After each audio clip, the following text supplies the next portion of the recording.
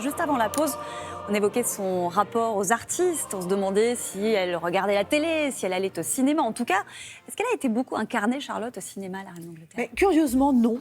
Très peu, en fait. C'est fou parce que c'est un peu comme si son mythe, sa légende, sa stature faisait un petit peu peur. Et il y a très peu de réalisateurs qui s'y sont frottés, en tout cas de son vivant. On verra dans les années futures. Alors, il y a quand même quelques exceptions.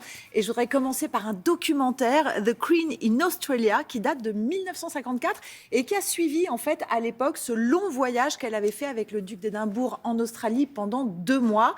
Et si ce doc est important, c'est qu'il est un peu particulier. Est-ce que vous savez pourquoi ? Non, Eh bien, parce que c'est le tout premier film australien en couleur. Et c'est pour ça qu'à l'époque, il l'avait sorti au cinéma et que ça n'était pas de la télévision. Alors après, il faut faire un saut dans le temps. On arrive en 1988 et alors là, il y a une blague potache qui nous vient des États-Unis.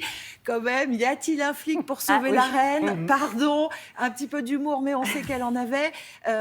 Alors, ce flic, évidemment, c'est l'inénarrable Leslie Nielsen qui poursuit ses aventures en Angleterre et qui se paye quand même le luxe de mettre la reine dans de curieuses positions, on va dire. Alors, c'est évidemment très, très drôle, c'est potache, c'est de la parodie. Regardez, là, elle est quand même culbutée sur une table. À l'écran, dans le film, c'est Jeannette Charles qui incarne la reine. Et finalement, ce rôle, elle va le reprendre même 20 ans plus tard, toujours dans une comédie. C'était dans Austin Powers. Oui. Bon, on sait que la reine avait beaucoup d'humour, puisqu'à l'ouverture des JO, elle avait fait cette apparition dont Maud nous parlait avec Daniel Craig en 007. Mais bon, il y a eu quand même un film. Bon, alors plus sérieusement, Charlotte, il y a quand même eu The Queen. Ben voilà. The film. The Queen de Stephen Frears, qui reste jusqu'à aujourd'hui le film référence quand même sur Elisabeth II, avec Hélène Mirren absolument majestueuse. Le rôle lui a valu d'ailleurs l'Oscar de la meilleure actrice pour ce rôle, c'est quand même pas rien.